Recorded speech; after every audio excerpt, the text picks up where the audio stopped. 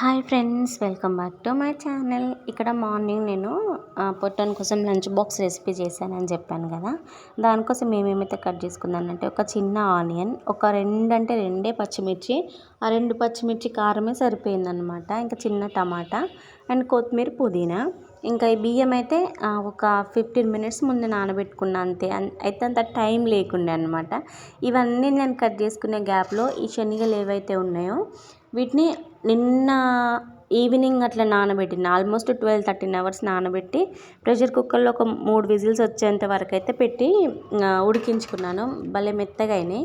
కానీ ఈ శనగలు వాడే కంటే మన కాబూలి చనా ఉంటుంది చూడండి, అవి వాడితే ఇంకా బాగుంటుందని నాకైతే అనిపించింది. అసలు చేయాల్సిందే వాటితోటి, కానీ ఇంట్లో ఇవి ఉన్నాయని చెప్పేసి నేను వీటితో అయితే ట్రై చేసినాను అన్నమాట. ఇంకా అదే మన రైస్ కుక్కర్లో అయితే కొంచెం ఆయిల్ వేసుకొని దాంట్లో మన ఆనియన్ అండ్ పచ్చిమిర్చి ఏవైతే ఉన్నాయో అవి వేసుకున్నాను. అవి కొంచెం ఫ్రై అయిన తర్వాత అల్లం, అది కూడా ఫ్రై అయిన తర్వాత కొంచెం పసుపు అండ్ ఇంకా మసాలాలు అయితే అసలు ఏమీ లేవు.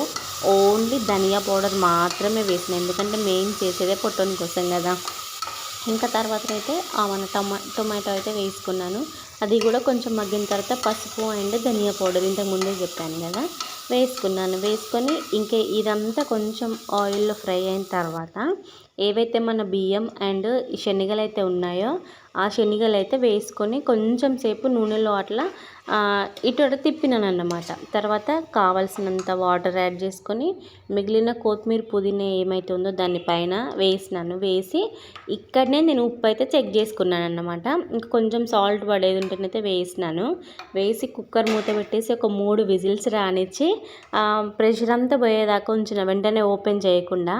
తర్వాత చూడండి అస్సలు నిజంగా ఎంత గుమ్ములో పొద్దున్నే నోరైతే భలే ఊరింది. అసలు తింటే బాగుండు అనిపించింది, కానీ తప్పదు. ఈ రైస్ మీకు నచ్చితే లైక్ అండ్ సబ్స్క్రైబ్.